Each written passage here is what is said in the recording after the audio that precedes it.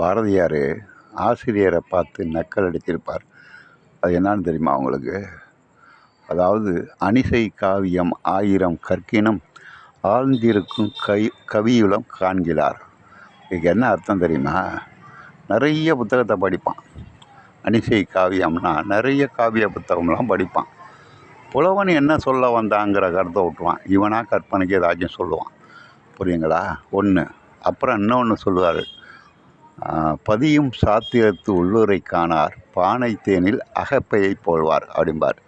அதாவது பானைக்குள்ளே தேன் இருக்கும், அந்த தேனுக்குள்ளே கரண்டி கிடக்கும். அந்த கரண்டி எல்லாருக்கும் அள்ளி அள்ளி தேனை கொடுக்கும், குடிக்கிறவங்களாம் ருசியாக இருக்குமா. ஆனால் அந்த கரண்டிக்கு அதனுடைய மகிமை தெரியாது. இந்த மாதிரி மகிமை தெரியாத ஆசிரியர்களை பார்த்து தான் பாரதியார் நக்கல் அடிச்சிருப்பார். பதியும் சாத்திரத்து உள்ளுரை காணார் பானை தேனில் அகப்பையை போல்வார் அப்படிம்பார். நன்றி மாணவர்களே.